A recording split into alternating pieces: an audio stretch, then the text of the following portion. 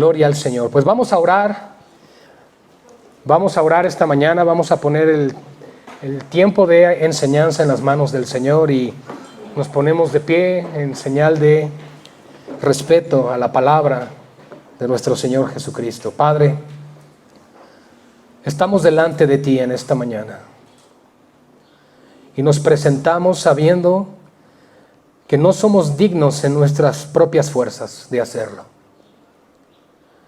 Es por tu gracia, es por Cristo. Él es la causa, Señor, de que hoy podamos estar aquí y de que hoy podamos estar delante de tu trono. Y no solo eso, sino de que hoy podamos abrir las Santas Escrituras.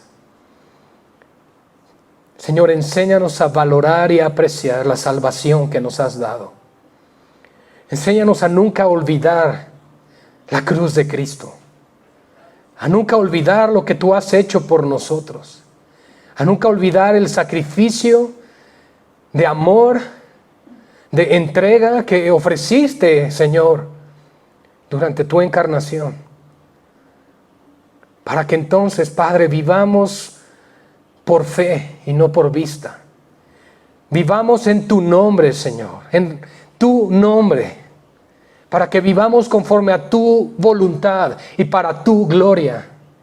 Porque entonces, Señor, en eso sabremos que estamos haciendo lo que a ti te agrada. Mira esta congregación, Señor. Estamos aquí hoy, no buscando palabra de hombre, no buscando lo que el hombre pueda dar, sino buscando lo que solo tú puedes hacer: salvar, libertad, paz, crecimiento, madurez, fortaleza, ánimo, el gozo de tu salvación que tanto necesitamos para continuar adelante y seguir adelante. Señor, prepáranos en esta mañana para ser hombres y mujeres diligentes en tu camino y que nunca olvidemos que hemos sido comprados por precio de sangre y que nuestras vidas no nos pertenecen, sino que pertenecen a aquel que vivió, que murió y resucitó por nosotros y que reina por los siglos de los siglos. A ti damos gracias por esta palabra en el nombre de Jesús nuestro Señor. Amén y amén. A Dios sea la gloria. Pueden tomar sus lugares y les invito por favor a abrir nuestras Biblias en Romanos capítulo 6. También queremos dar la bienvenida a todos nuestros hermanos que se están conectando, que nos están siguiendo a través de la transmisión por las redes sociales. Sean bienvenidos, hermanos. Nos da mucho gusto que también a la distancia puedan acompañarnos en este día, en el día del Señor, día que Él ha creado para su gloria y para la alabanza de su nombre. Como ustedes saben, estamos estudiando Hechos de los Apóstoles, la serie de Hechos, pero tomamos la decisión de detener por un momento esa enseñanza, por algunos días, por algunos domingos, con el propósito de adentrarnos en la doctrina del bautismo. Y probablemente muchos de nosotros ya hemos sido bautizados y probablemente piensas que todo lo que tiene que ver con el bautismo ya es algo aprendido, algo memorizado, algo que has vivido y que no debe tener ya más esencia en tu vida porque dices, eso ya fue. Pero las Escrituras, amados hermanos, principalmente Romanos capítulo 6, tiene un propósito muy profundo de mostrarnos más allá del descender a las aguas de lo que implica el bautismo. Tú y yo debemos comprender, amados hermanos, que el bautismo es algo que sella y determina la esencia del creyente por el resto de sus vidas. Es algo que nos está ayudando a ti y a mí a entender día a día que le pertenecemos a alguien y que tenemos el sello de identidad de nuestro Dios. El bautismo, por lo tanto, va más allá de descender a las aguas. Y el apóstol Pablo, de una manera magistral, créanlo, de una manera magistral, presenta por inspiración del Espíritu Santo este capítulo 6, donde nosotros vamos a poder profundizar en lo que implica el bautismo. Y no solamente, como lo hemos dicho, en agua. El tema de hoy lo hemos titulado Bautizados en Cristo. Y vamos a comprender poco a poco lo que implica ese término y cómo Pablo lo está revelando aquí, con el propósito de que nosotros podamos no solo aprenderlo, no solo conocerlo, sino entender que esto implica una manera de vivir a la luz de las Escrituras. Ciertamente la religión tradicional opera con lo que conocemos como el bautismo de bebés, el bautismo de infantes, que en algún momento de la historia, dentro de las líneas reformadas y puritanas de la iglesia, se conoció como los anabaptistas también. Este movimiento nos habla del bautismo de infantes y después, los paidobautistas. Y después surge el anabaptismo que dice no puede haber bautismo de bebés porque la Biblia enseña que aquel que ha creído en Cristo debe arrepentirse de sus pecados y entonces confesar a Jesús como Señor y Salvador. Y un bebé es imposible que haga eso. Ahora bien, la religión tradicional, por lo tanto, yo creo que no inocentemente saben que el bautismo nos salva. Y es por eso que después viene la famosa primera comunión y luego la confirmación, por si acaso, etcétera, etcétera. Pero nosotros, a la luz de las Escrituras, debemos comprender el bautismo tal y como el Señor lo ha identificado. En primer lugar, quiero recordarles que el bautismo es parte esencial de la gran comisión que Cristo le ha dado a la iglesia. Es decir, todo creyente genuino que ha confesado a Jesús como Señor y Salvador de sus vidas debe descender a las aguas. Es bíblico, es un mandato y no es una opción. No es para aquel que diga, yo ya creo que Jesús es mi Señor, yo ya creo que Jesús murió por mí, pero no sé si bautizarme porque probablemente eso ya implique un mayor compromiso con el Señor y la iglesia. Si tú tienes esa forma de pensar, lo más probable es que no seas salvo. Y si por el otro lado también has dicho, yo ya me bauticé, pero tu vida está lejana al Señor, no sirves al Señor, no quieres nada con el Señor, quiero decirte que lo único que hiciste fue darte un buen chapuzón, porque tampoco eres salvo. Entonces, hermanos, el bautismo va más allá del agua. Por supuesto, la palabra baptismos, que significa inmersión, no es por aspersión, sino por inmersión, hay que sumergir a la persona. El baptos o baptismos, de lo que nos habla las Escrituras, tiene una referencia clave aquí. Y lo vamos a entender. Que en primer lugar es identificarnos con nuestro Señor Jesucristo en su muerte, en su sepultura y en su resurrección. Y eso entonces nos debe llevar a recordar que no solamente es un evento que algún día se realizó en las aguas, sino algo que determina el estilo de vida del creyente por el resto de sus días en este mundo. Tú y yo vivimos bajo o a la luz de una verdad de las Escrituras. No vivimos según lo que nosotros creemos, sino vivimos según lo que Dios dice que creamos. Es decir, la palabra misma de Dios renueva el entendimiento del creyente para que tú y yo no armemos nuestras propias conjeturas, dogmas, tradiciones y costumbres, sino que a la luz de la palabra de Dios, esta verdad renueve nuestra mente, renueve nuestro corazón. Dejemos a un lado prácticas y costumbres que probablemente no agradan a Dios, que probablemente si vienes de otra iglesia te has dado cuenta que no son bíblicas y esas cosas se deben dejar de practicar. Y a la luz de la palabra, venir a la verdad y dejar que la palabra misma, como agua viva, limpie, refresque, renueve tu vida, tu mente y tu corazón. Un poco de levadura leuda toda la masa. Un poco de falsa doctrina desvía y distorsiona una iglesia local. Es por eso, hermanos, que no nos creemos dueños de la verdad, pero creemos la verdad que Jesús ha hablado y que Él es la verdad. Y que por lo tanto tenemos que apuntar como iglesia local, con la ayuda del Espíritu Santo y su palabra, el apuntar lo mejor posible a las instrucciones que Él ha dejado a su pueblo. Reitero, hermanos, no somos los dueños de la verdad. Comunidad Cristiana Haciendas Antiguas no es la única iglesia donde prediquen verdad bíblica. Hay muchas iglesias, hay pueblo de Dios en muchos lugares, gracias a Él, el remanente del Señor. Pero también, y sobre todo mis hermanos que nos están viendo, si están en una iglesia donde no se predica bíblicamente, tienen que poner en oración el poder moverse de ese lugar. ¿Por qué, hermanos? Porque la palabra de Dios es pan de vida. Y tú y yo podemos estar alimentando, incluso piensa en lo físico, nuestro cuerpo, con diferente tipo de alimentos. Pero hay alimentos que no le hacen bien al cuerpo. Podrán llenar tu estómago, podrán satisfacerte temporalmente, pero no te van a dar salud. Y tú y yo necesitamos salud espiritual. Y la única forma es recibir la palabra implantada, la cual puede salvar nuestras almas. Amén. Bien, hermanos, muertos al pecado, Romanos capítulo 6, bautizados en Cristo. ¿Qué diremos entonces? Voy a dar lectura a versión la Biblia de las Américas, por si la ven diferente a la que tienen, no se preocupen. ¿Qué diremos entonces? ¿Continuaremos en pecado para que la gracia abunde? En ningún modo o en ninguna manera. Nosotros que hemos muerto al pecado, ¿cómo viviremos aún en él? ¿O no sabéis que todos los que hemos sido bautizados en Cristo Jesús, hemos sido bautizados en su muerte? Por tanto, hemos sido sepultados con él por medio del bautismo para muerte, a fin de que como Cristo resucitó de entre los muertos por la gloria del Padre, así también nosotros andemos en novedad de vida. Porque si hemos sido unidos en él, en la semejanza de su muerte, ciertamente lo seremos también en la semejanza de su resurrección.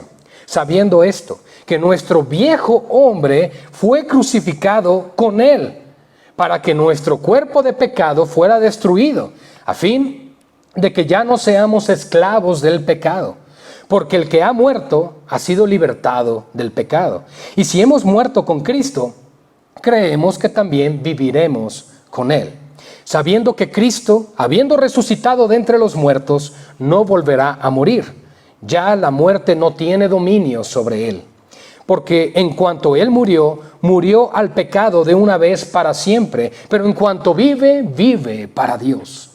Así también vosotros, consideraos muertos al pecado, pero vivos para Dios en Cristo Jesús. Esta es la primera parte del mensaje. No sé si lleguemos a la segunda. Miren, amados hermanos, si ustedes al leer estos primeros 11 versículos, viene a su mente el bautizo en agua, no estamos entendiendo el texto. No está hablando de eso. Y eso es lo profundo de las riquezas de la sabiduría de Dios. Que tú y yo podríamos pensar que está hablando de eso. Sí, el agua se representa. ¿Qué representa el agua? Esto que acabamos de leer. Pero lo que está diciendo Romanos capítulo 6 son principios más profundos que hoy vamos a aprender con la ayuda del Señor. Lo primero que aborda el apóstol Pablo en los primeros 2 versículos es la famosa pregunta: si yo ya soy salvo y la salvación no la puedo perder, entonces puedo vivir como yo quiera y al fin y al cabo Dios me perdona. Déjame decirte, no, de ninguna manera. ¿Por qué, hermanos?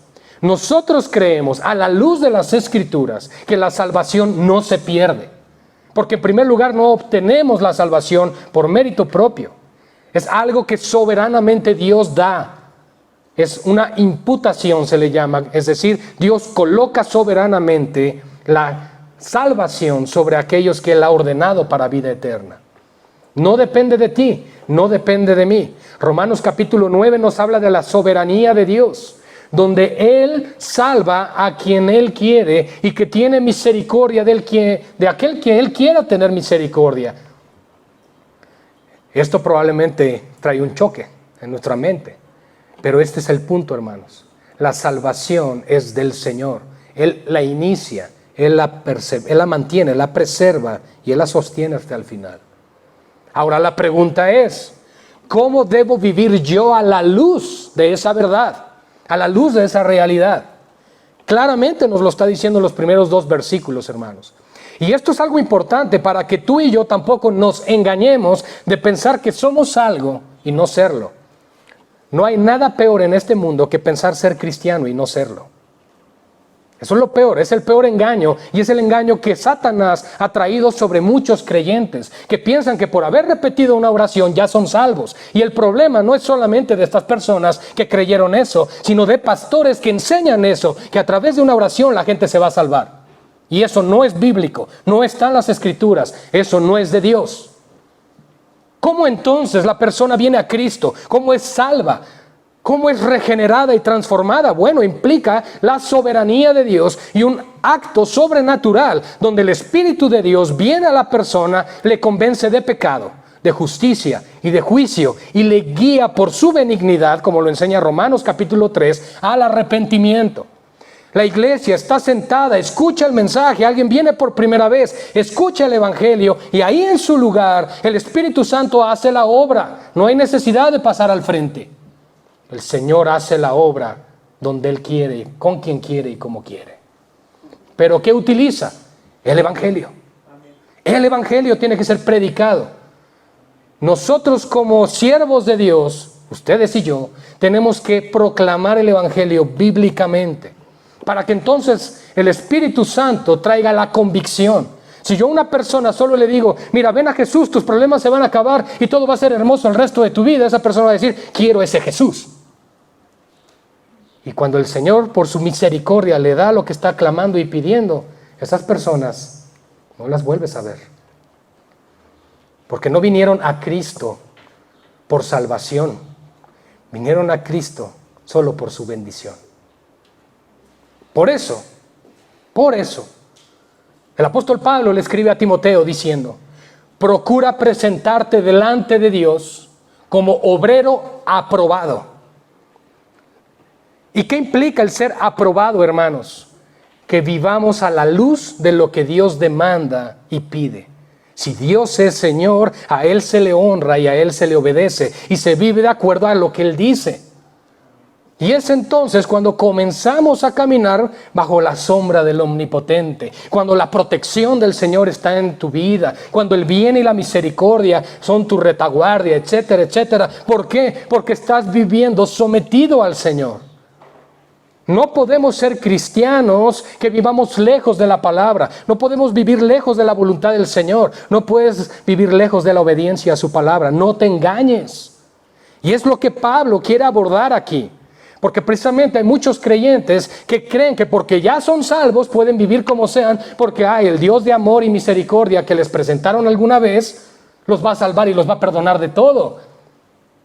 Pero no se les presentó al Dios santo, justo, al cual las mismas escrituras dicen, horrenda cosa es caer en manos del Dios vivo. Wow, ahora nosotros no huimos de Dios por ese temor, o más bien no venimos al evangelio porque, no vaya a ser que me vaya al infierno.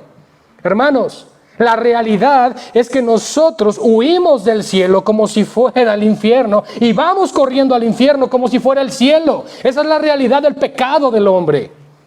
Amamos el pecado, amamos el mal, está en nuestra naturaleza y Pablo lo aborda y dice, sí, esa es nuestra realidad, pero no podemos perseverar en el pecado, en ninguna manera. ¿Qué diremos entonces? ¿Continuaremos en pecado para que la gracia abunde? Porque ¿qué decimos? Cuando abundó el pecado, sobreabundó la gracia. Señor, que tu gracia sobreabunde sobre mí porque... ¿sabes lo que voy a hacer mañana, Señor? Perdóname de una vez, pero pues tengo que hacerlo, mi carne. No, hermanos, no podemos tentar al Señor de esa manera. No pienses que Dios camina así. Y yo quiero recordarte algo, hermanos. Dios nos observa en todo momento. Cuando tú estás en tu casa, cuando estás ahí solito, solita, cuando estás con tu celular, cuando estás con tu computadora, Jesús te está mirando. Él sabe lo que haces. Él sabe lo que piensas. Él sabe las intenciones del corazón. No podemos huir de su presencia, sino más bien tenemos que correr a Él. Tenemos que ir a Él, clamarle a Él. Porque si Él está con nosotros en todo lugar, eso nos garantiza protección, nos garantiza cuidado. Pero también nos demanda obediencia a Él. Dios es tan bueno, hermanos. Fíjense, Dios es tan bueno que envió a su Hijo a morir en la cruz por nosotros. Ahí está la bondad de Dios. Y también se encuentra la severidad de Dios ahí. Porque en Cristo también han sido condenados aquellos que no confiesan a Cristo como Salvador. ¿Qué diremos entonces? ¿Vamos a perseverar? ¿Vamos a continuar en el pecado, hermanos, para que la gracia de Dios abunde en este lugar? ¿Qué dice Pablo? De ningún modo. La versión que tienen ahí dice de ninguna o en ninguna manera. De ningún modo, hermanos. Quita de tu mente ese chip que dice, puedo vivir como sea, yo ya soy de Cristo. No. Porque el que diga que anda en Él debe andar como Él anduvo. Porque para esto nos dejó ejemplo en todo, dice Pedro, para que sigamos sus pisadas. ¿O no sabéis, dice el verso 3? Perdón, verso 2. Seguimos, perdón. Nosotros que hemos muerto al pecado, ¿cómo viviremos aún en él? Ahora, probablemente piensas, Pablo, esto está un poco complicado porque todavía tengo mi vieja naturaleza. Todavía batallo con de repente mi carácter, las palabras. De momento, pues no soy yo quien reacciona, ¿verdad? Y probablemente piensas, esto está muy severo, esto está muy drástico. Sin embargo, hermanos, lo que Romanos capítulo 6 está abordando es lo siguiente, que nuestra vida en Cristo ya ha muerto.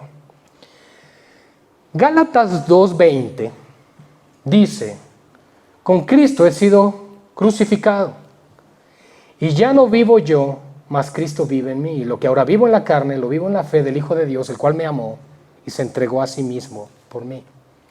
Ahora, ¿qué implica ese versículo? ¿Qué implica en Cristo he sido bautizado, en Cristo he sido crucificado, juntamente con Él he sido crucificado?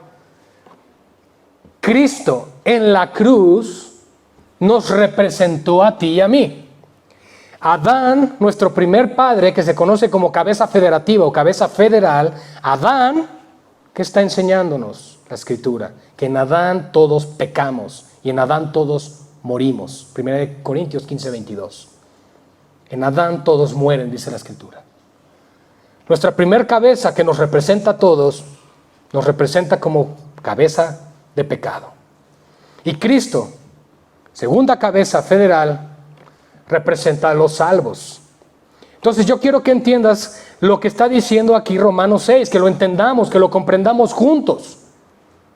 Que lo que está diciendo que al ser bautizados en Cristo implica, hermanos, que Cristo en la cruz estaba muriendo en nuestro lugar y que tú y yo literalmente también moríamos ahí, en Él, bautizados en Cristo. Es lo que implica identificarnos totalmente con Él. ¿O no sabéis que los que hemos sido bautizados en Cristo Jesús, hemos sido bautizados en qué dice? En su muerte, dice el versículo 3. Fuimos parte de la crucifixión, no solamente aportando nuestro pecado. Esa es una parte de lo que nosotros conocemos en la soteriología de la salvación, que implica a nosotros algo. Jesús llevó todos mis pecados y murió por mí. Esa es la parte bonita. Es la parte donde decimos, gracias Señor por tu salvación. Y lo podemos decir, iglesia. Pero la otra parte es también, pero tú mismo has sido crucificado con Cristo ahí en ese momento. Tu yo, tu carne fue crucificado ahí. Y si no entendemos esa otra parte de la crucifixión de nuestra carne, no vamos a entender lo que implica bautizados en Él. Por eso no solamente el bautismo es una identificación con la muerte, sepultura y resurrección de Cristo, sino el entendimiento de que yo también he sido muerto en Él. Y bautizado con Él, identificado con Él. Oh, qué profundidad de las riquezas y la sabiduría de Dios. Cuán insondables e inescrutables son sus caminos. No solamente es métete al agua. Qué hermoso. Por tanto, dice el verso 4, ahora viene algo importante.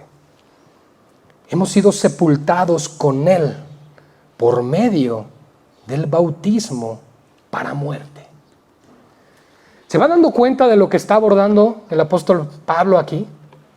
Ahora, el pueblo de Israel también fue bautizado en alguien en algún momento, y quiero que me acompañen sin perder Romanos 6, por favor, a 1 Corintios capítulo 10, y vamos a leer versos 1 al 4.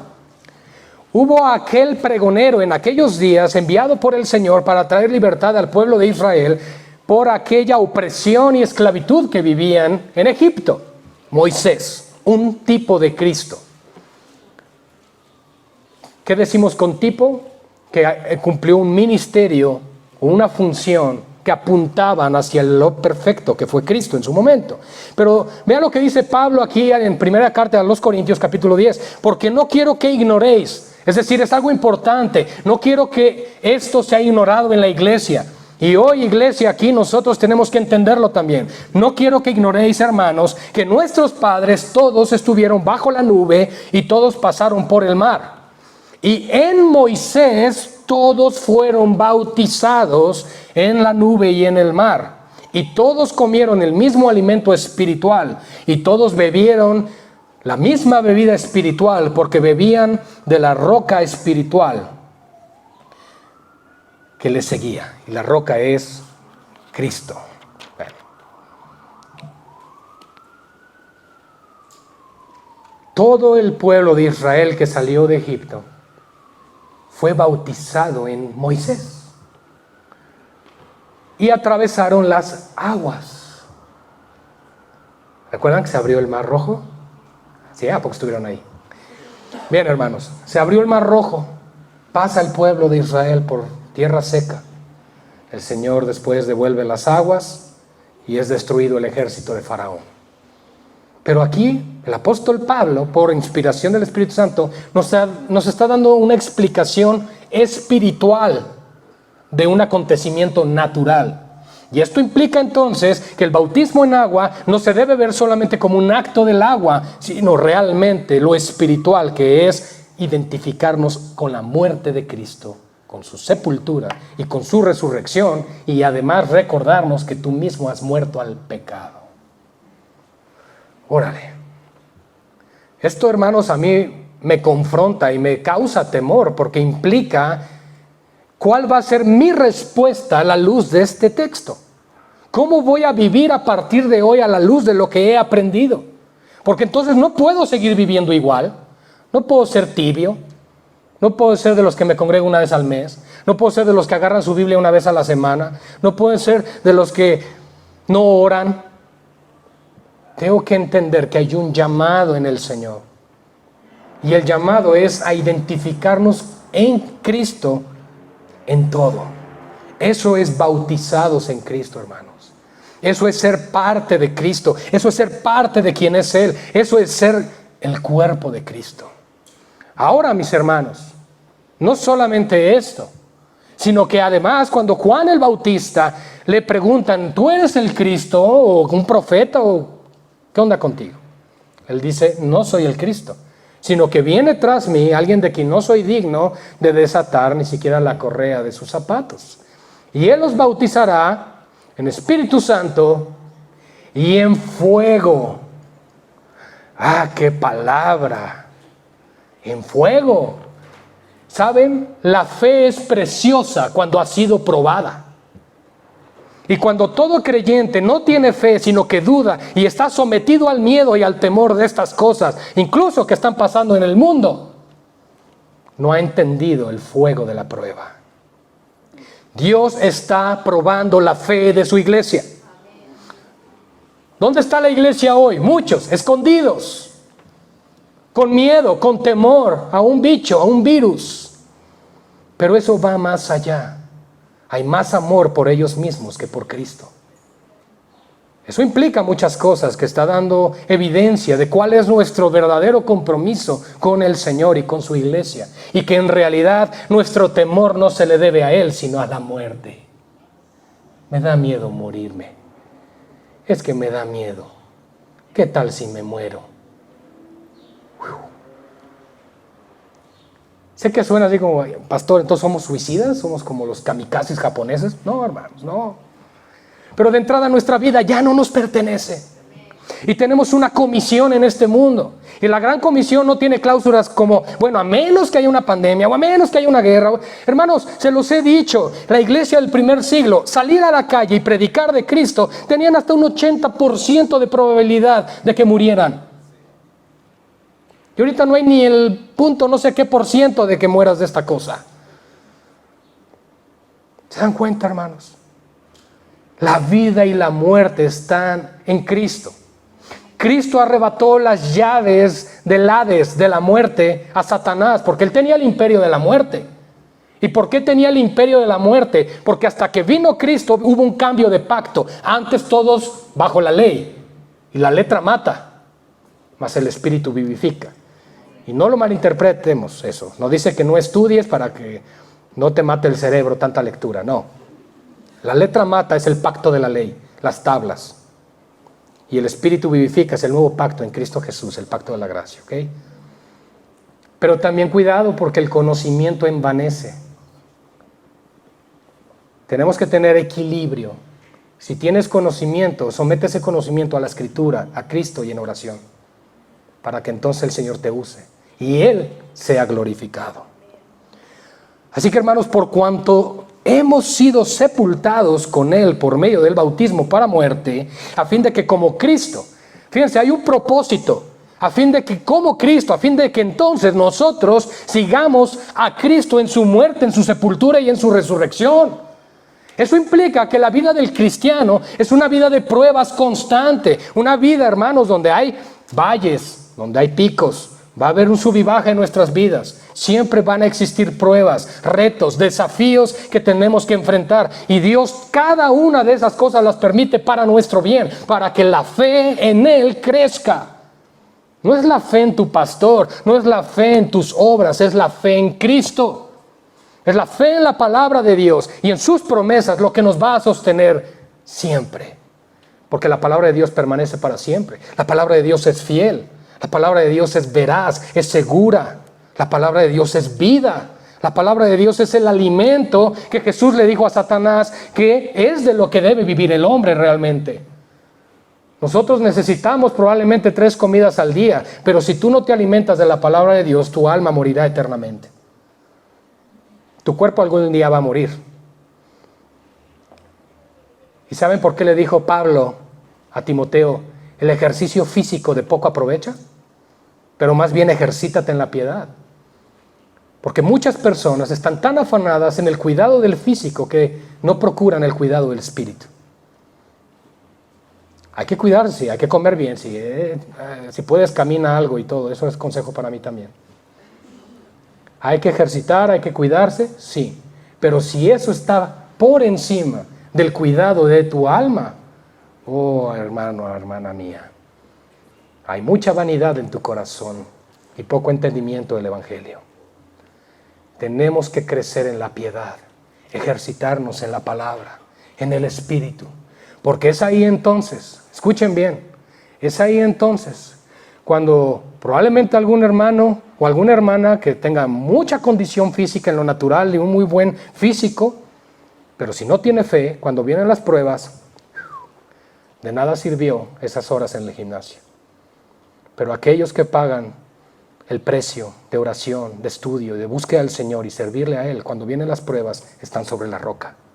Y dicen, Señor, no importa lo que suceda. Y como lo dijo el salmista en el Salmo 42 que leímos, ¿por qué te abates, oh alma mía, dentro de mí?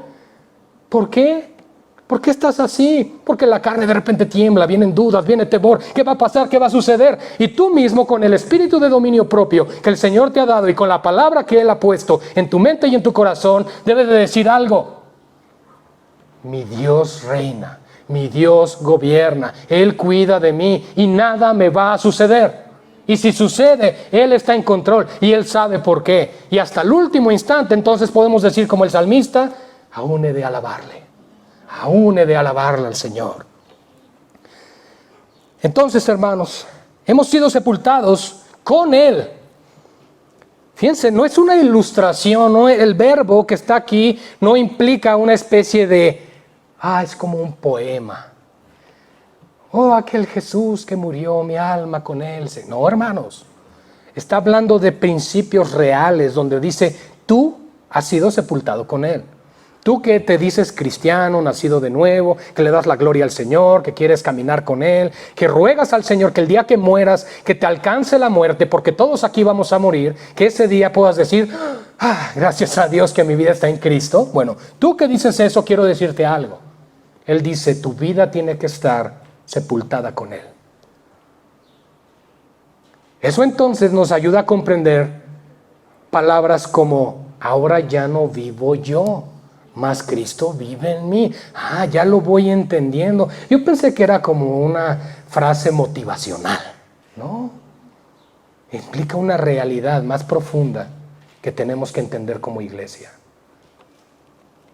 A fin de que como Cristo, fíjense, fuimos bautizados y sepultados con Él, a fin de que como Cristo resucitó de entre los muertos para la gloria del Padre, así también nosotros andemos en nueva vida. ¿Ok? Tu vida y mi vida fueron sepultadas y muertas con Cristo ahí en la cruz, crucificadas con Él. ¿Qué hizo Jesús en la cruz? Morir, ¿verdad? Murió por nosotros. Morir. ¿Qué implica entonces que mi vida esté crucificada con Él? Que yo muera a mí mismo. Vamos uniendo los cabos aquí, atando cabos. Eso es entonces lo que Dios está demandando de aquel que tenga un día en Cristo, o 10 o 15 o 30 o 50 años. Que tu vida ya no sea para ti, sino para aquel que murió y resucitó por ti. Eso es ser de Cristo. Eso es, Él es mi Señor, yo le pertenezco, Él es mi Dios, Él es mi Padre, y el día que yo muera, Él será mi abogado. Él me defenderá, seré justificado por su sangre. Eso implica ser de Cristo, hermanos. No cuánto cantemos, no cuánto hagamos, es si le pertenezco.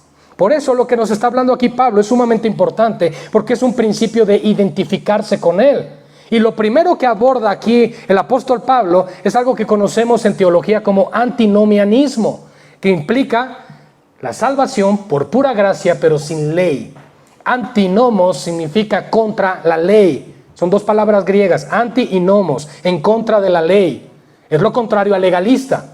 Legalista está de este lado, antinomianista está de este lado. El antinomianismo entonces es, vive como quieras. No tienes que preocuparte. Si mientes, no te preocupes. Si haces esto, si haces el otro, total, Dios te perdona. Eso, hermanos, no es el evangelio. Ahora, tengamos cuidado también entonces de pensar, entonces si hago esto y esto y esto y esto y esto, ¿me salvo? No, ese es el otro extremo. La salvación es por gracia. Es en medio. La salvación es por gracia, por medio de la fe. Y una vez que eres salvo, ¡pum!, vienen las buenas obras como fruto de la salvación. Es importante entender esto, amados hermanos, porque si no yo voy a pensar que por lo que yo hago me salvo. Y cuando Jesús en la cruz dijo, consumado es, o ha sido terminado, no dijo, bueno, yo ya hice una parte, ahora que hagan el resto. Ellos que se esfuercen, pues que les cueste tantito. No, hermanos, si la salvación fuera por obras, Cristo no viene, sálvese quien pueda. Pero no es así. No hay ser humano que pueda guardar la ley. Cristo, como Dios, por lo tanto, Él satisface, cumpliendo la ley, al Padre. Él satisface las demandas de la ley. Jesús vino a vivir la vida perfecta que tú y yo no podemos vivir. Y vino a morir la muerte que tú y yo merecíamos morir. No solo somos salvos porque Jesús murió en la cruz. Porque si solo Jesús muriera en la cruz por nosotros y no hubiera vivido la vida perfecta que Él vivió, entonces la ley nos seguiría condenando. Él tuvo que cumplir la ley por 33 años y además morir por nosotros. Eso implica entonces la vida, redención y consumación de la salvación en Cristo Jesús. Es importante entender esto, hermanos, porque la salvación, reitero, no solo porque Jesús murió en la cruz, Él viene un fin de semana y se va. No, Él tuvo que cumplir la ley que nos condenaba a nosotros. Romanos 6:23 dice, la paga del pecado es la muerte. Es la sentencia que Dios Padre aplica sobre aquellos que desobedecen su ley. ¿Y quién desobedece la ley? Todos nosotros. Entonces todos, Romanos 3:23 Nos dice, estamos destituidos de la gloria de Dios. No hay uno aquí que sea bueno, uno solo. No hay aquí uno que busque a Dios, ni uno solo, a menos que Dios lo produzca. Y es entonces cuando las cosas cambian, porque en primer lugar la gloria es para Dios, no para el hombre. La gloria es para Cristo, no para el predicador en turno. La gloria siempre es para el Señor. Ahora, el propósito de esto entonces, hermanos, es que Dios no miente. Sea Dios veraz y todo hombre mentiroso. Digas lo que digas y pienses lo que pienses, no podemos cambiar, escrito está. Y que lo que dice la palabra del Señor aquí es lo siguiente: si tú has sido muerto con Cristo y sepultado juntamente con Él, es para que tú andes en nueva vida. Ay, aquí ya se complicaron las cosas. Porque si sigo viviendo igual que antes, aunque yo tenga aquí tiempo congregándome, ¿qué creen? Nunca ha sido salvado. Como dice el predicador Paul Washer, dice, aquellos que pasan y reciben a Jesús quién sabe cuántas veces, pero sus vidas siguen igual. Yo les pregunto, ¿y Dios los salvó de qué? Y ese es el punto. Aquí nos damos cuenta entonces que el identificarnos con Cristo y realmente el ser bautizados en Cristo implica la nueva vida, el nuevo nacimiento. Entonces, a la luz de todo esto que estamos comprendiendo hoy, no vas a poder nacer de nuevo por un repite después de mí. No se puede. No se puede, hermanos. Sería muy bonito, sería muy sencillo y qué padre, pero no es así. ¿Por qué, hermanos? Porque la salvación no es un juego. A Dios le costó la vida de su Hijo. Y nosotros tenemos que entender que por la sangre de su Hijo, nosotros hemos sido lavados y justificados de todo pecado y toda maldad. Primera de Juan capítulo 1, versículo 9, nos dice a nosotros que la sangre de Jesucristo nos limpia. Ojo, no dice cubre tu casa, tu coche y tu negocio.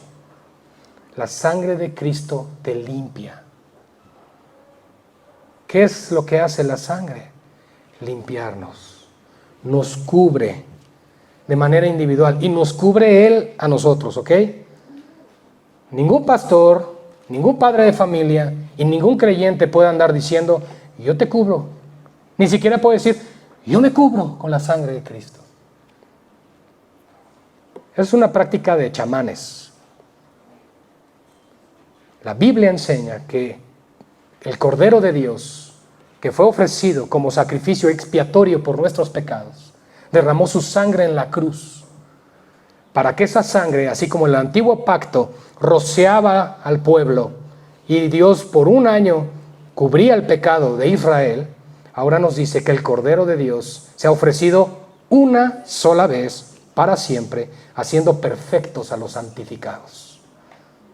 ¿Por qué? Porque su sangre por una vez se derramó y se ha puesto sobre su iglesia para limpiarla y para justificarla. Entonces, el día del juicio, cuando tú llegues delante de Dios, tú no vas a poder llegar y decirle, Señor, ya llegué, ya estoy aquí, mira, te serví, oré, ayuné.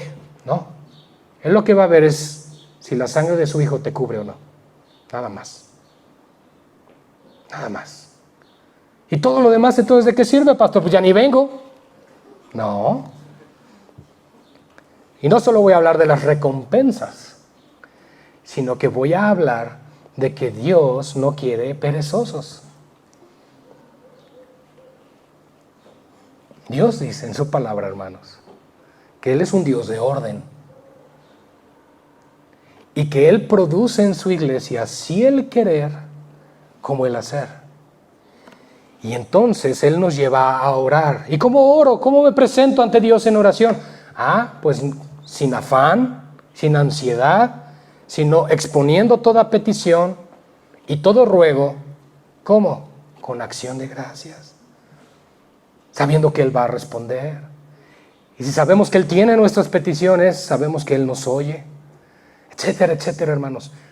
Dios nos dice, acércate, busca y hallarás, toca y se te abrirá, pide y recibirás. Y eso suena muy hermoso.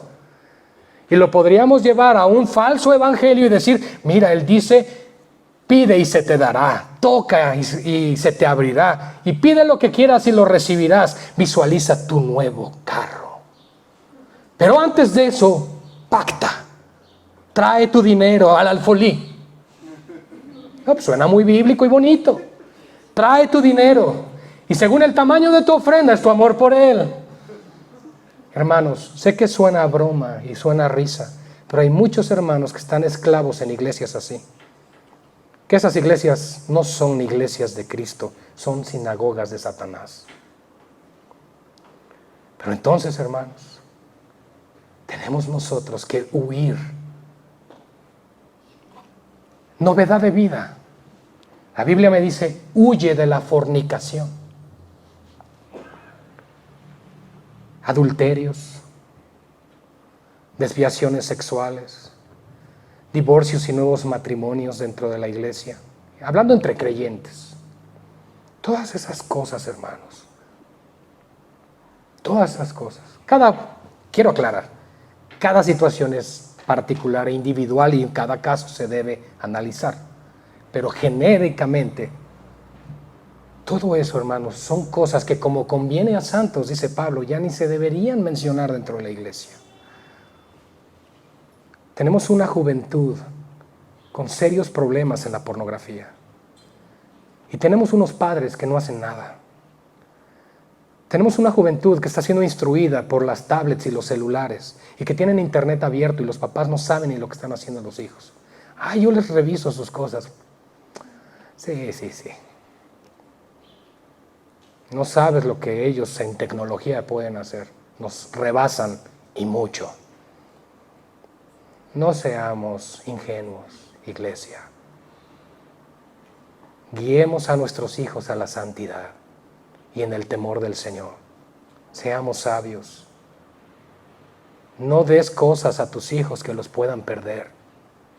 Limita el tiempo que utilizan esos aparatos y cuando los usen, tienes que estar ahí. No te distraigas con el tuyo. Invierte tu tiempo en criar y educar a tus hijos correctamente, para que cuando crezca no digas, pero ¿por qué, Señor, no están aquí en la iglesia? ¿Pero por qué, Señor, no quieren nada contigo? Señor, es que yo les decía que fueran porque nunca te invertiste en ellos. Esa es la responsabilidad de los padres, no de la iglesia. Yo para eso los llevo ahí que los maestros les enseñen. No, esa es la responsabilidad de los padres. La iglesia podemos ayudar y damos consejería y exponemos la palabra y Dios hace el resto, gloria al Señor. Pero la responsabilidad en el hogar no es del pastor, es de los padres. Y tienen que hacer hasta lo imposible, porque su hogar dé gloria a Dios y se santifique el nombre de Cristo en esa casa. Eso es andar en novedad de vida, hermanos.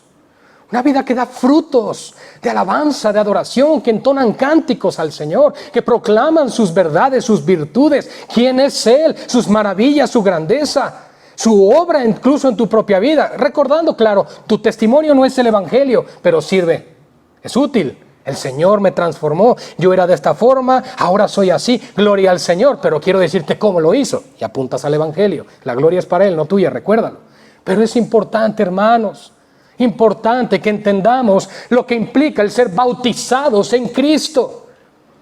Y que entonces, hermanos, no vamos a tener en poca estima el congregarnos, el entender lo que implica la coinonía o la comunión con los santos, lo que implica el asistir a las reuniones de oración, lo que implica leer la Biblia. Todo eso, hermanos, no es un peso, no es una carga para el que ha nacido de nuevo. Para el que no ha nacido de nuevo lo es. Perdón, pero es la realidad. Porque el que no anhela las cosas de lo alto es porque sus ojos aún no están puestos en las cosas de este mundo. Por eso en el versículo 5, porque si hemos sido unidos, hermanos, unidos en Él. Fíjense lo que está diciendo el texto. Tu vida está unida a Cristo. No dice el Señor, mira, te tengo 80% para mí y el 20% para el mundo. Deleítate y dale vuelo a la hilacha. No, hermanos. Somos de Él, unidos a Él, injertados en Él. Eso implica, hermanos, la imputación de la justicia de Dios sobre tu vida. Has sido justificado, pero ¿sabes para qué? Para ser santificado en Él. Apartado para Él. para su gloria, en Él, en la semejanza de su muerte. Así como Cristo murió para la gloria del Padre, así mismo nosotros debemos morir a nosotros mismos para la gloria del Padre. Eso es lo que enseña la Escritura. Ciertamente, dice entonces que si hemos sido unidos en Él, en la semejanza de su muerte, estoy en el versículo 5, ciertamente lo seremos también, escuchen hermanos, en la semejanza de su resurrección. Esa es la promesa para la iglesia. He aquí os digo un misterio, dice el apóstol Pablo, no todos dormiremos, pero todos seremos transformados. En un abrir y un cerrar de ojos, a la final trompeta, los muertos en Cristo resucitarán. Y luego nosotros, los que estemos, los que habremos quedado, seremos arrebatados. Arpazo, esa palabra griega, arrebatados, quitados, removidos. ¿Pero quiénes? Los que no tenían su corazón en las cosas del mundo, los que amaban la venida de Cristo, los que amaban su palabra, los que se gozaban en Él, ellos serán arrebatados. ¿Por qué? Porque la promesa es esta, que si tú has sido muerto en Él, que si tú estás unido a Él, entonces también estaremos en Él, en la misma semejanza de su resurrección. Cristo resucitó de entre los muertos. Primicia de los muertos es hecho. La primera resurrección, que engloba varios eventos, implica que Jesús fue el primero en resucitar, porque Él tiene la preeminencia en todo. Cristo es lo primero. Amén. Él tiene la preeminencia. Luego los de Cristo en su venida. Y así sucesivamente habrá resurrecciones. Pero luego habrá una final resurrección ante el gran trono blanco. Y aquellos que no fueron de Cristo sufrirán la muerte segunda. Así que el coronavirus, hermanos, yo no sé por qué le tenemos miedo a esas cosas, honestamente. Digo, el cuerpo le duele, ¿no? Si te cortas, arde, y esas cosas pues pasan. Así está diseñado el cuerpo, vamos a morir. Y por más que nos afanemos, dice Cristo que no puedes añadir a tu estatura un codo, ni hacer gris un cabello de tu cabeza. No te afanes, no te afanes. Vas a morir cuando Él diga, no cuando tú quieras. Pero no te preocupes por la primera muerte. Preocúpate porque la segunda muerte no llegue a ti. Porque la segunda muerte es cuando aquellos que son enemigos de Dios serán lanzados al lago de fuego. ¿Y cuándo entonces se decide eso? Aquí. ¿Y qué dice el Señor? Hoy es el día de salvación. No endurezcan sus corazones, como aquellos antiguos de Israel en el desierto, cuando provocaron a Dios. Hoy estamos escuchando el mismo mensaje que te dice, arrepiéntete y cree en el Evangelio. Arrepiéntete de tus pecados. Deja de vivir un estilo de vida que no agrada a Dios y deja de vivir un cristianismo falso, tibio, que no glorifica a Dios. Dios quiere siervos, quiere discípulos, hombres y mujeres esforzados, valientes, piadosos, que se toman de su mano y dicen, Señor, en tu nombre, porque tú me has dado vida nueva, camino contigo, te pertenezco, me has comprado con tu sangre. Y perdóname, Señor, por poner mis ojos en las cosas de este mundo. Perdóname por afanarme, perdóname por no invertirme en los míos, perdóname por pensar en las cosas de esta vida antes que en la vida eterna. ¿Qué cuentas rendirás al Señor de tu familia? ¿Qué cuentas le vas a entregar al Señor de tu esposa, de tus hijos? Ay, es que eran jóvenes, que hicieran lo que quieran. No.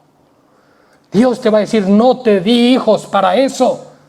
Yo no te los di para que se perdieran, sino que buscaba un linaje para mí. Y entonces, hermanos, el verso 6...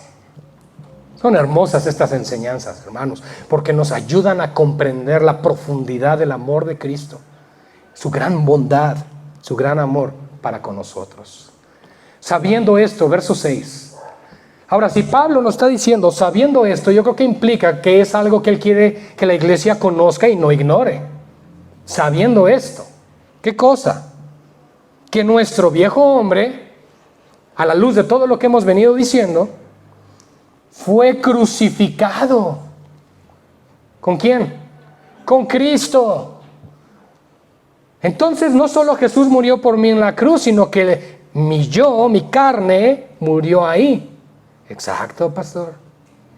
Exacto, hermanos. Exacto, iglesia.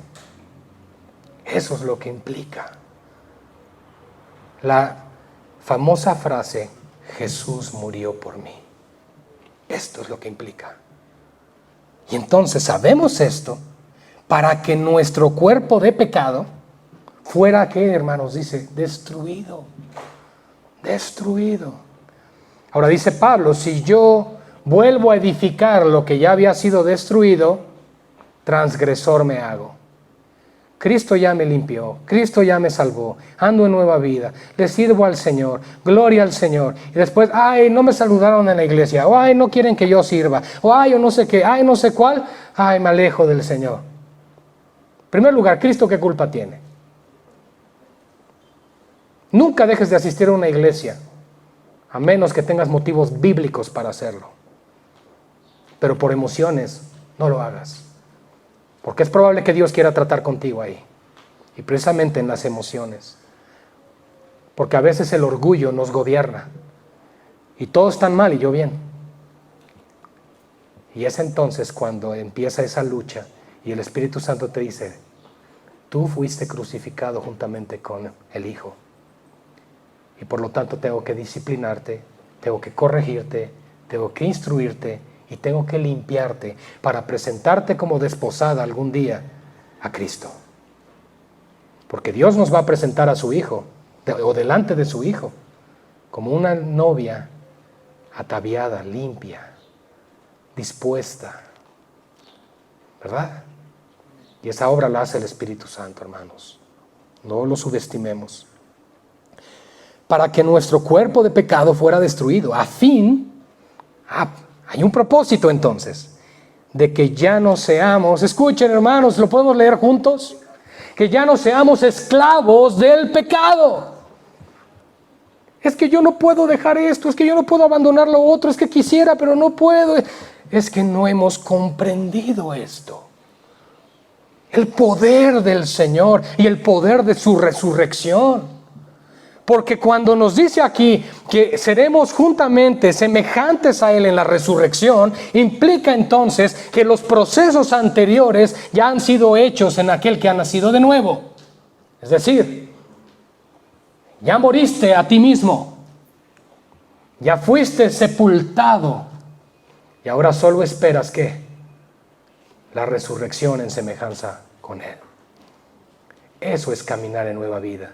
Eso es cristianismo bíblico. Eso es lo que la Biblia demanda de todo creyente. Que un hombre y una mujer nacidos de nuevo vivan a la luz de este texto para que entonces su meta, su objetivo y su propósito o el blanco que tengan por delante sea llegar a la resurrección. Ese es el punto, hermanos. Porque el que ha muerto, levanten las manos los que han muerto, hermanos. Ya, hijo, ya después de oír esto ya como que... Bueno, porque el que ha muerto ha sido libertado del pecado. Esto no significa que no seamos pecadores. Ojo con lo que estoy diciendo. No estoy diciendo, iglesia, ya la hicimos. Nadie de aquí ya jamás va a pecar, no, hermanos. De hecho, ese es mi anhelo por el cual quiero llegar al cielo, para ya no pecar y ofender al Señor. Pero mientras estamos aquí pecamos. Y esto inmediatamente podemos rebobinar la cinta. Entonces, si todos pecamos, no, iglesia, un nacido de nuevo no piensa así, ¿ok?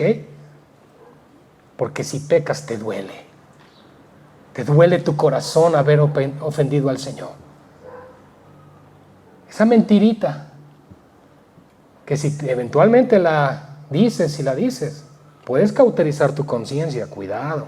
Estás apagando la voz de tu conciencia que te dice, eso está mal. Cuidado con eso.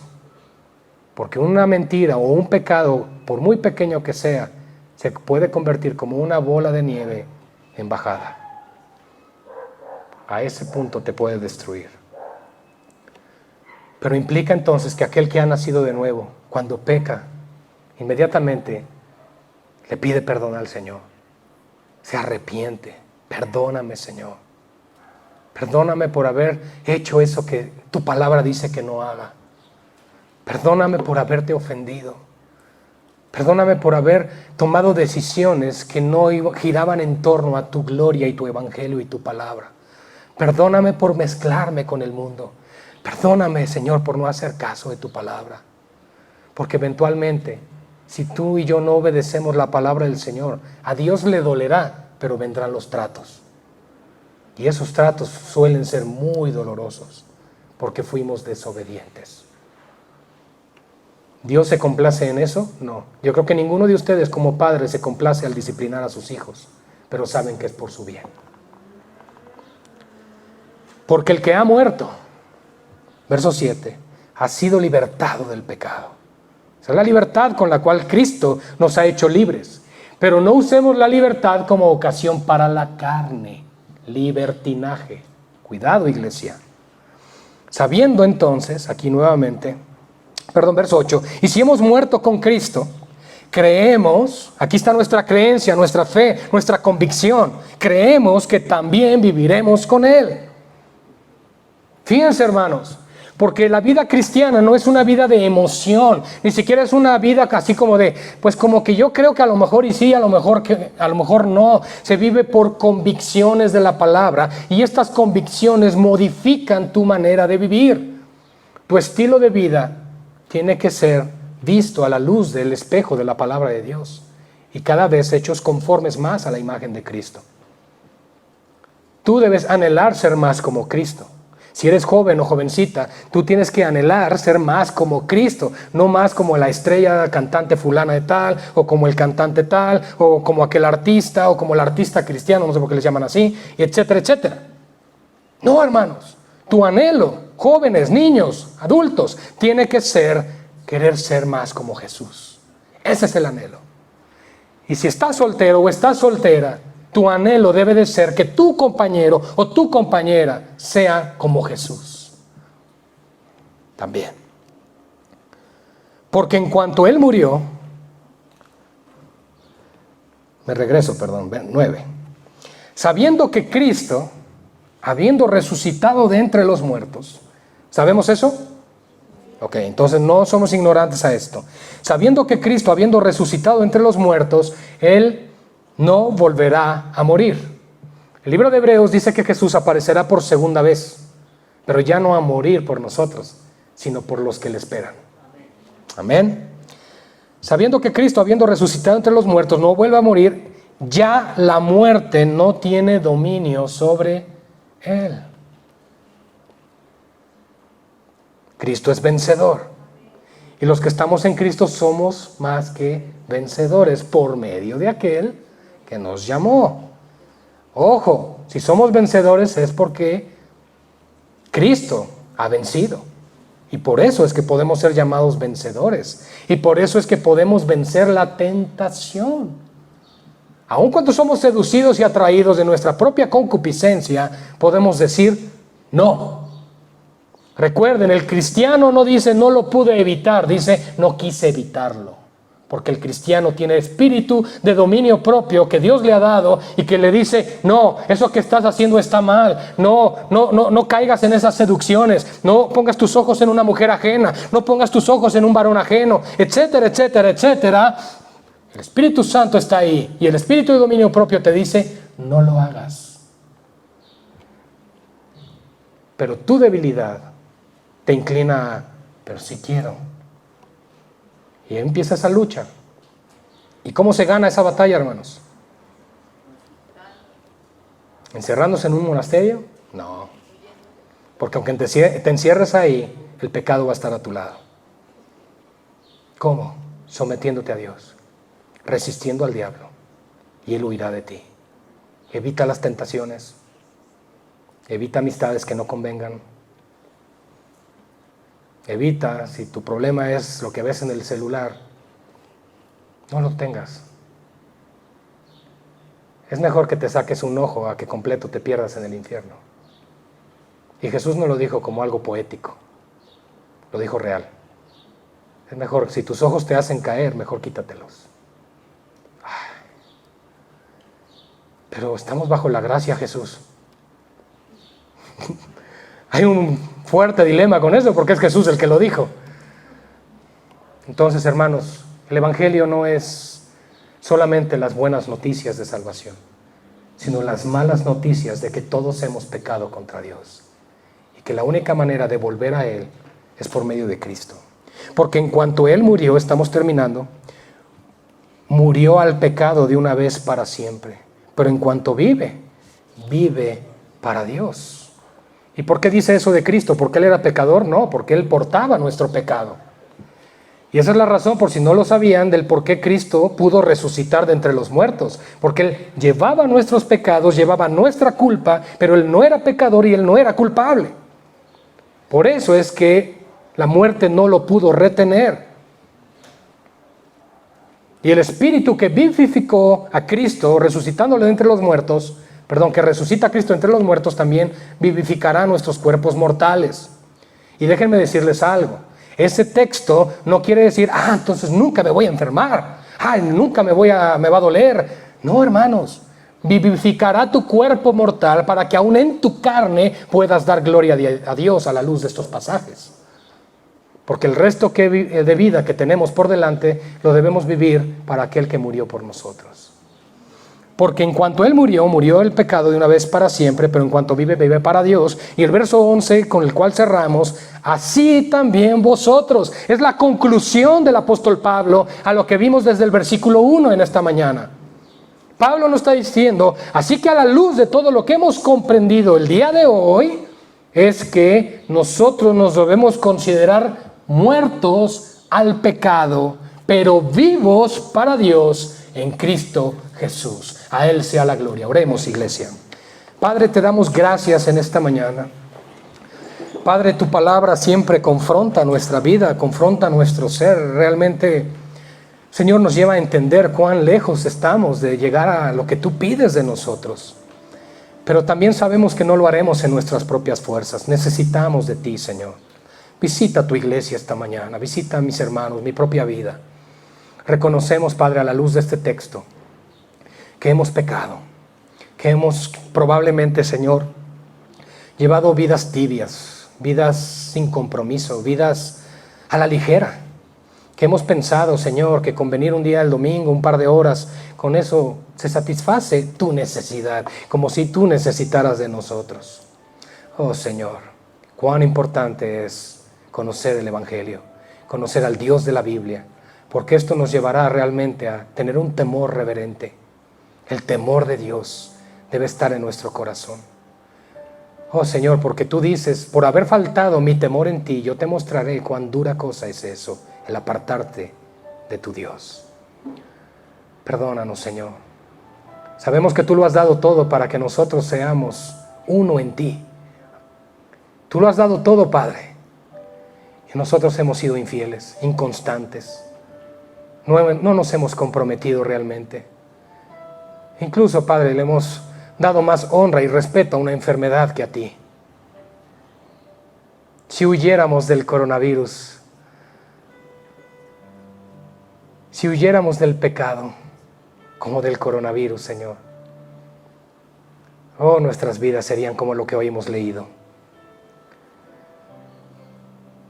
Cubrebocas, gel, sana distancia y tantas cosas. Pero cuando llega la tentación, inmediatamente decimos, sí, aquí estoy. Señor, enséñanos a no ser hipócritas, a no cuidar las apariencias externas, a no tener temor de las cosas de afuera, sino a tener temor de una sana relación con nuestro Redentor. Ayúdanos, Padre. Este mundo vive bajo temor, pero tu iglesia no puede vivir así. Tu iglesia no puede vivir así. No es que no deba, no puede, porque tú estás con nosotros. Revélate a los corazones, Señor, de aquellos que aún temen, que aún dudan, que tienen temor a la muerte. Señor, llévanos a contemplar tu gloria. En el tiempo de adoración cantábamos, Señor, aquel día cuando llegamos delante de tu presencia diré, cuán grande es nuestro Dios. Y ese es el anhelo de nuestro corazón, Señor, poder llegar a tu presencia. Esa es la esperanza que tenemos, el ser semejantes no solo en tu muerte y en tu sepultura, sino también en tu resurrección. Hoy lo hemos aprendido y lo creemos con todo nuestro corazón, porque bien lo cita el apóstol Pablo aquí, Señor. Esta es la palabra que creemos y decidimos creerte a ti, Señor. Decidimos creerte a ti por encima de las noticias. Decidimos creerte a ti, Señor, por encima de lo que la ciencia en este mundo diga, por encima de lo que la OMS o cualquier élite de este mundo quiera imponer. Decidimos creerte a ti, decidimos creerle a tu palabra, decidimos creerle a tus promesas, Señor. Ciertamente esta nos instruye a cuidar del templo que es nuestro cuerpo. Lo haremos, nos cuidaremos, pero no dejaremos de hacer tu voluntad. Y no nos dejaremos de congregar en tu nombre, porque eso tú nos lo demandas, Señor. Padre, trae esta firme convicción a cada corazón, para que no haya dudas ni temor. Y gracias, Padre, nuevamente, como cada domingo te lo agradezco. Gracias por guardar a los miembros de esta iglesia local. Gracias, Señor, porque aunque ha habido enfermos de este virus, Señor, aquí están con nosotros. Gracias, Padre, porque no hemos sido avergonzados al creer en ti. Gracias, Papito mío, y gracias por la vida de mis hermanos. Derrama de tu amor en nuestros corazones cada día más, Señor, para que así te amemos más a ti y más a tu iglesia. Te lo pedimos esta mañana, en el nombre que es sobre todo nombre, en el nombre ante el cual toda rodilla se doblará y confesará que es el Señor, en el nombre de Jesucristo. Amén y amén. A Dios sea la gloria, iglesia. Vamos a